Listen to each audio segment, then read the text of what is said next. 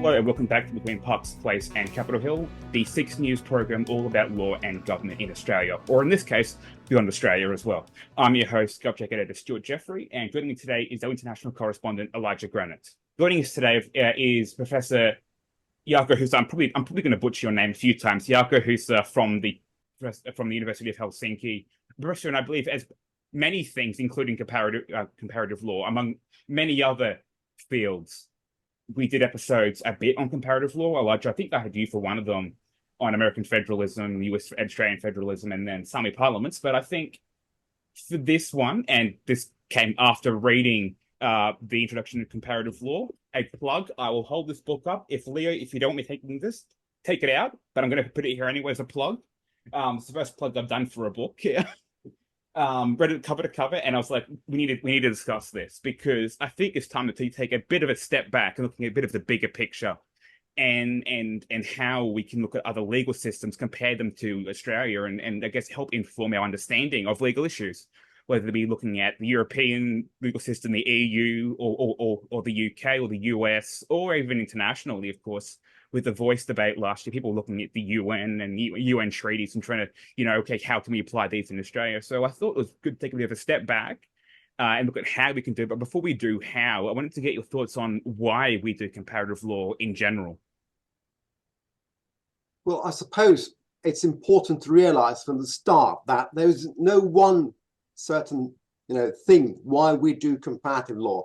It's multiple purposes. It's for research, teaching, and there's practice you can use it for law drafting, judging, and there's no one size fits all. I think it's important to realize that comparative law needs to be tailored so that it serves the intended purpose. It can produce, knowledge about law in general, just like legal history, sociology of law, or legal theory, but it can also provide practical solutions like transplants or ideas taken from other systems. But also it can be used as source of law in certain cases. And also judges can use comparative law or foreign models as some kind of a source of inspiration when they are dealing with actual cases. So it's important to realize from the very start that it has many purposes. There's not just one comparative law that will be right or wrong. It all depends what it is that you want to do. I like the idea of transplants, because that actually leads in very nicely to the Australian system. I like to call it the Westminster system. We've got the Westminster system for the executive, and then the hybrid for the courts, and then the US for the for Parliament, our version of their Congress, and I guess that's kind of a hybrid system. Would that be so? That's with a transplant from the US and the UK into Australia? Well, transplants are a difficult issue because the whole metaphor, a notion of transplant is difficult because you can't really take something out from foreign law, and rip it out and put it in your own system. What always happens is that something changes. Whatever you take needs to be tailored in your own system. Even if you don't do that, something happens because the surrounding, the legal system, legal culture, constitution surrounding is different.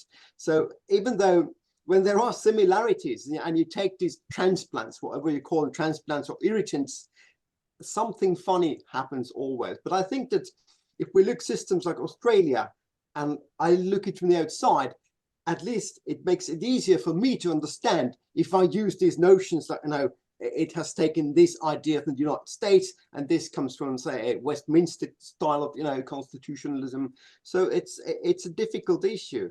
But then again, if you look comparative constitutional law these days, I think it's the hottest area of comparative law altogether. And there are lots of discussion on things like the rule of law, human rights, separation of powers, or constitutional review of legislation. And somehow, if you follow that literature, that discussion, it seems that everything is global. But in the fact, when you go to different systems, you soon realize that, all right, there are differences. And even the basic notions like the rule of law are being understood differently. So comparative law may look like sort of a, it helps you to understand, but always when you go deeper under the surface, it all becomes more nuanced. And you understand that oh, it tends to be a bit more complicated than that. But it's funny because scholars seems to be today discussing as if everything would be global, separation of powers, you know, presidentialism. Those are very general notions, and it makes it possible for us to discuss those over borders and understand what's going on in other systems. But there are always details, and I suppose that the devil lurks always in the details. It's always there under the surface. So even though if I would look at Australian system and listen to your description of how you describe it to outsiders, there are still lots and lots of a tiny little details going on there. And that is sort of a curse of comparative law. It all looks more clearer on the surface, but when you dig under the surface, you understand that, oh, it tends to be a bit more complicated. I'm reminded that one of the great books on Australian legal history, the title is Unruly Child, reminding us that no matter how much the parents might be, the child won't always behave the way you want it to. And I think that's very true in comparative law, where despite for colonialism and the spread of ideas, you can open any constitution and see, oh, there's the judicial branch, there's the executive. These words don't always quite mean what we think they do. And that leads to the question of how do you go about finding a method when everyone has their own definitions and everyone uses words differently and no one really has the same way of talking about the same things? I'm not sure that there is really sort of a other method than comparison. You look how certain things are understood in their own context. Take example, the notion of or the concept of the rule of law. If you take the rule of law, how it's understood in the UK, how it's understood in Germany, how it's understood in China, you can see that the same word or expression is being used there, but it has different meanings. In the UK, it's more like a rule of law, not rule of men. But when you go to Germany, it's more like the Rechtsstaat, in the state of law. It's understood differently. And when you go to China, it's something else. It seems to be more like a ruling the country with the help of law. And all those notions are, of course, somehow overlapping. There are similarities, but then again, they are certainly not the same thing. And for me, the only way to really understand that what are the differences and how they are similar is to compare and make questions that how it is that you understand in Australia this, how you understand that in New Zealand, Canada, or other countries. And only then you can see that, all right, these are the similarities and these are differences. And then you might go forward and ask, well, what are the explanations why this is the case? And then you need to go to history and the political context and what's going on there. So the texts themselves of constitutions and other laws are just part of the story. The next question, I suppose, is what do we do with them? What do we do once we find out, okay, well, these two countries are different? I know we mentioned already that this is not just an academic thing. This is a practical thing that as a lawyer, as a judge, even in your domestic courts and Australian courts, you can be citing what New Zealand is doing or what Germany is doing. So how do we get from this, well, it's very difficult and we all mean different things, to, oh, but it's practical and we can really use this? Well, I think if you see comparative law as an academic subject, it doesn't answer those issues at all. But of course, you need to go further if it's just not an academic exercise. And I suppose that always when you say that, let's take this German model, it works, it's wonderful, it's better than ours, then you need some kind of arguments why it would be better, why it fits in your system, what would be the difficulties, what would be the pros, what would be the cons of that.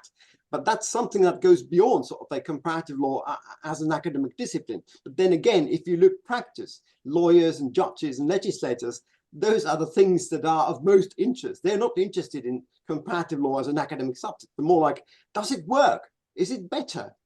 But then again, if you take transplants, it's very difficult to answer, beforehand how it's going to work. It's always like some kind of an irritant.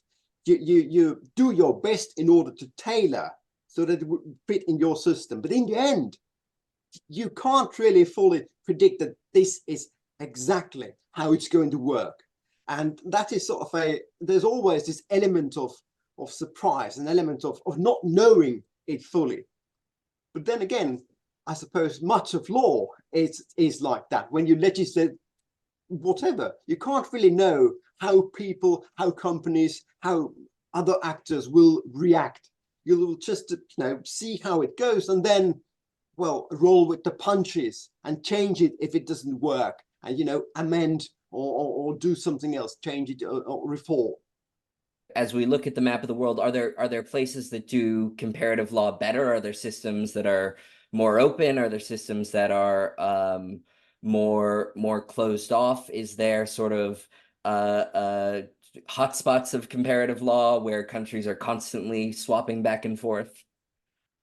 Well, of course, if you look different areas, you can see EU and the member states of the European Union. And that's obviously sort of one kind of a hotspot of comparative law, but it's different because there's this new level that there are member states, they have their own systems, then there's European Union. And there's interaction with EU law and national systems. And it's not quite clear what's going on there. There's some kind of a weird interaction, whether you call it dialogue or something else, that's entirely a different matter.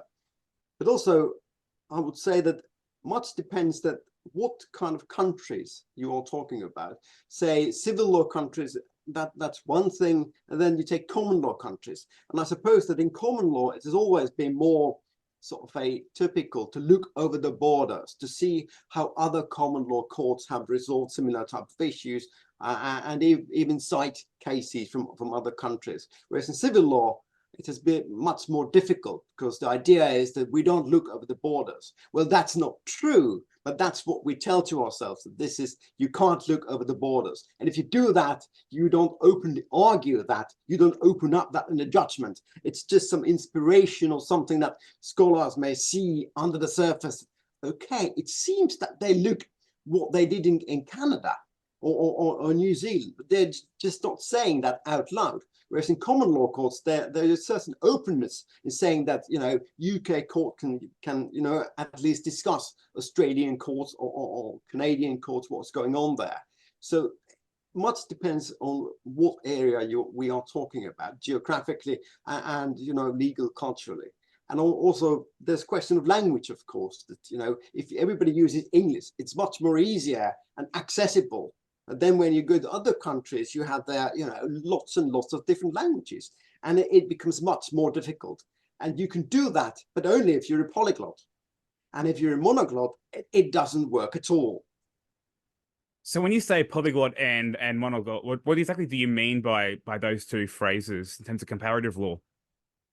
Well, the problem with comparative law has been that if you just speak one language, or master one language, which is typical American comparative law case, and you use English translations, you can do it like that, but it tends to be a bit slim, and you can't really get to other systems if you don't have some kind of knowledge of the language.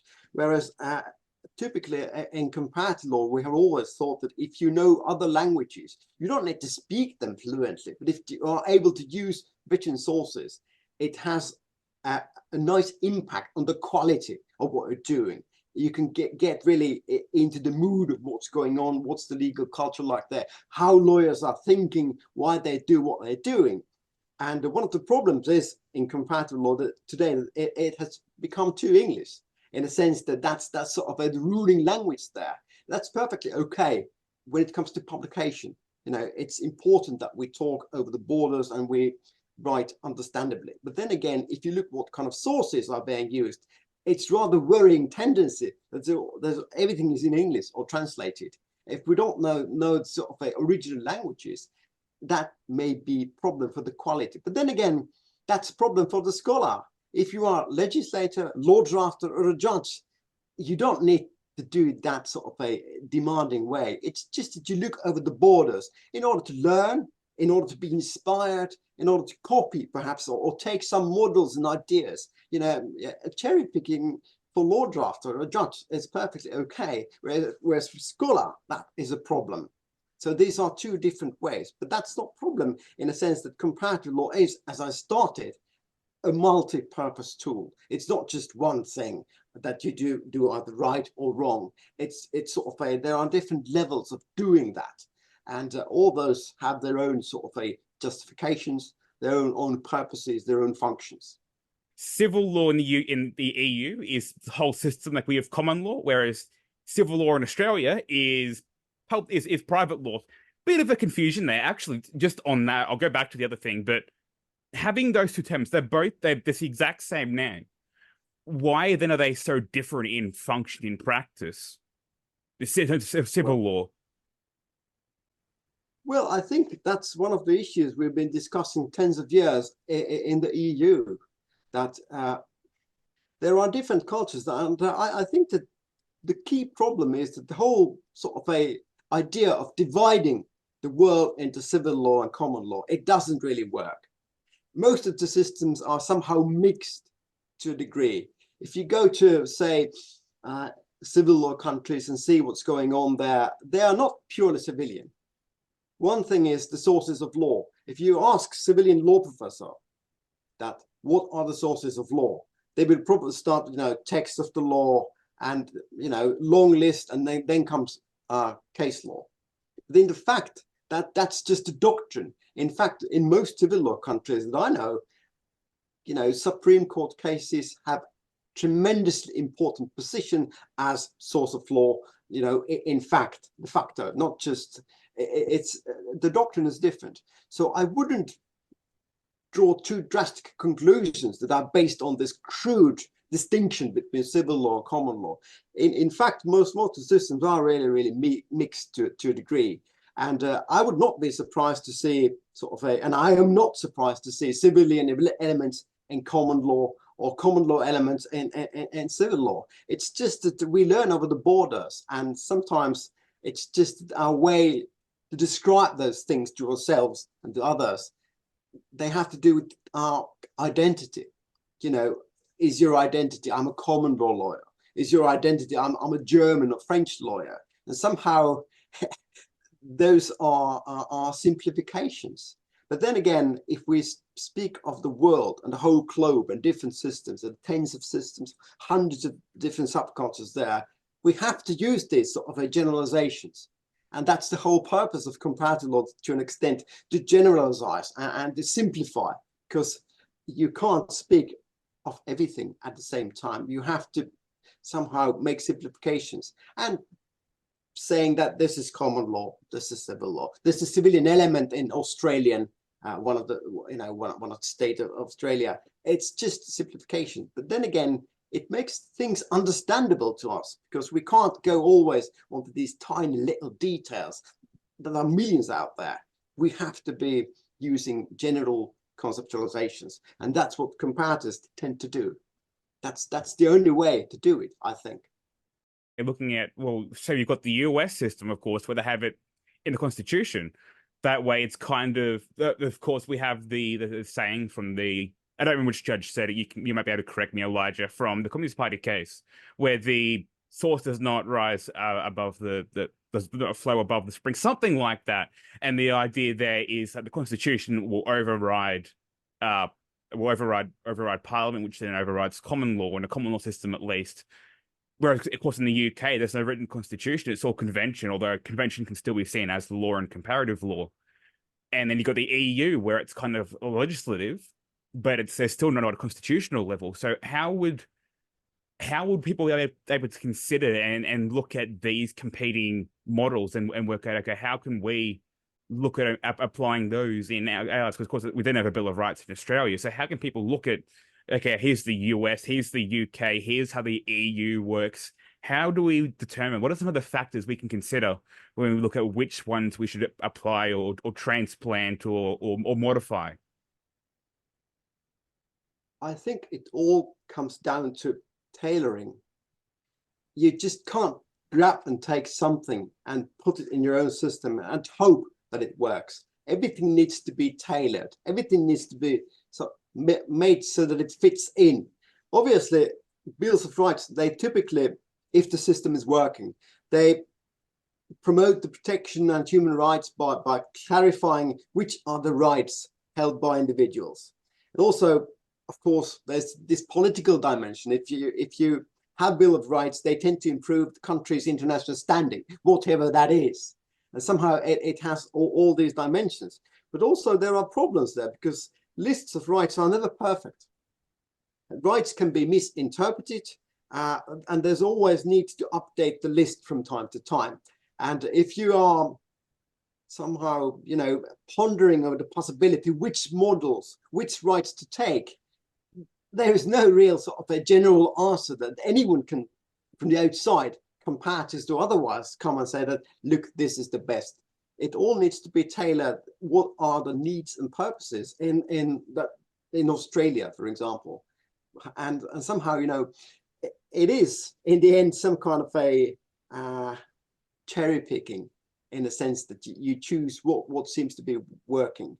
If you're a scholar, that sounds terrible, but if you're a, you know, political actor, legislator, I suppose that's the only way to doing it. And thinking, all right, this might work in Australia because this might be problematic because of these reasons. So everything needs to be tailored. And I wouldn't say that you can just say that, all right, let's go for the American model, because it doesn't really work. Then again, the EU model or the European Convention on Human Rights, it doesn't work necessarily, because it's a living system.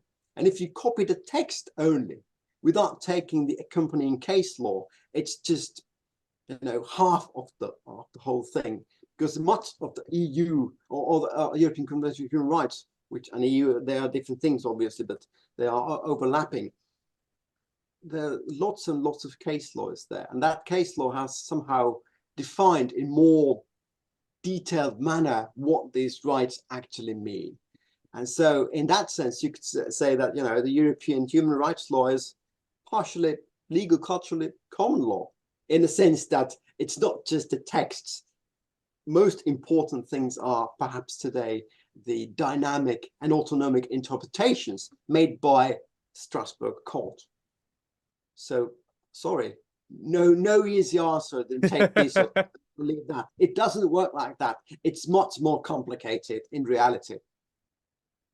And it is interesting to think about that cultural dimension. I'm at a University of Southern California, and here we have an Office of the Ombuds. And it's very strange to think that a Swedish rights protection institution has somehow made it to where it's just a normal part of a university in Southern California, and that question of cultural fit. And I sometimes wonder if Strasbourg judgments were just written differently, if they were written a little more like common law judgments, a little more conversational, if British lawyers would accept them more. And I'm kind of curious about how this element of culture and popular culture fits in, especially when I think many people, I heard an anecdote recently from a Turkish colleague that Turkish defendants at one point in the 90s started getting up and saying, ladies and gentlemen of the jury, when of course there were no juries in Turkey because they had only seen it from television. So I'm curious about how kind of the popular culture outside of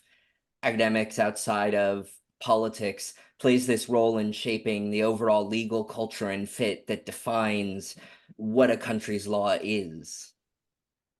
That's a very interesting issue, because we tend to think that law is just for professionals. It's, you know, done by professionals and practiced by professionals. But in fact, legislators and politicians and other actors, important actors, they base their actions on their own understandings. And there, you know, popular culture plays a great role. And I'm afraid that also in civilian countries, you can see that the sort of American court dramas have had a great impact on how people are acting. And somehow you can see that how lawyers are you know, how they are acting in court.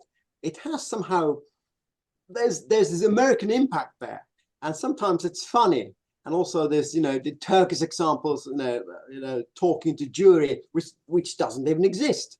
Makes it very, very visible and also slightly funny, of course. But it's important because it also shows that what we do in law, what kind of models we take from the outside, it's not necessarily based on any hard facts, any sort of a hard evidence or you know, deep going quality research. It's just what we think. And it seems right, it feels right. And there, this popular culture and this sort of a understanding that we have of the world, that this works, this doesn't work, it plays an important role. But that's not rational at all. That's not sort of a, it's not based on any sort of a scholarly work. It's just the way how we feel culturally about law, lawyers, courts, and all that. The difference between civil law and common law would be the way that say courts approach things, whereas an Australian court would, you know, they'd make their own law if there's a gap in the legal system, whereas in France and the EU, civil law is kind of more courts just interpret rather than making law, and the law is made through legislation, which is probably should mention that earlier for our audience, but yes, that's the difference between common law and civil law there. Probably the final question I want to ask you is, we've been talking about state law and international law and EU law. What about subnational law? Of course, we mentioned family courts before. Australia has a federal family court. I think all five of the states have recognised that it is the family court that gave the government the power to create the family court. But Western Australia, now they've got their own family court for some unknown reason, and that creates a headache for lawyers. Or you've got Aboriginal, Indigenous laws as well. So how can we look at subnational laws as influenced as well as looking at national or international? Well, I think much depends how you look at it. If you are strict loyalty type, what you want is order. And what you now describe there is problematic in a sense that there must be some clarity. What are the relations between these courts? What is the hierarchy? And I fully understand that, and it's difficult. But then again, as a comparatist, I'm a pluralist in the sense that I accept the idea that there are overlapping sort of a jurisdictions, and it's really case to case basis how you can decide this, and we just have to accept the fact that the world of law has different actors, and sometimes it's very difficult to tell beforehand that what is their actual relation. And it's just in a case we can see that those issues are somehow resolved. But I agree that it's problematic for lawyers to fit these all different actors if they lack sort of a clear hierarchical position that this is what they are. But those are sort of a practical legal problems, not just comparative law problems, just problems of lawyers, problems with judges. And we just have to, you know, if we can't have proper sort of a overall answers, we just have to, I don't know, muddle through. And that's what lawyers do. That's what we have always done, and that's what we'll be doing in the future also. We just, you know, try to do something about it and live with these difficulties. And I'm sorry, I don't have good answer to that question at all. It's just, it's what we do. That's why we are here, to solve these issues and questions. Of course, Bill of Rights debate is going to continue for this year in Australia. We'll be looking forward to following it. It's not going to go away. There's more and more of a call for it. In fact, last year, Queensland, Victoria, and the ACT have their own kind of legislative bills of rights. And of course, last year, in fact, we had Athwell in Queensland, where the Supreme Court said that Sikh children could bring ceremonial knives into school because it's part of their religion. Even though there's an overlap there of race and religion, they can recognize the cultural norms of the Sikh people and they let them bring ceremonial knives into the school. Although, interestingly, the Supreme Court did not cite the UK or New Zealand, even though there was already authority from the UK and New Zealand. There was like, nah, we're going to make our own law. Same conclusion, nothing comparative, though. They probably should have been, but it's just kind of this isolated thing. So you can do it independently, but it's much better to do it in the context. We've had many other cases where they've looked at New Zealand, looked at the UK, looked at the EU and said, you know what? There's something valid there. You don't always get it, but when you do get it, it's good to see. Thank you for having you on. Time zones, I'm in Australia, you're in Finland, Elijah's in the US, Elijah's in the US. we're all over the place here. But once again, thank you for making time to talk about comparative law, which is a niche field, but an important field. All right, thank you.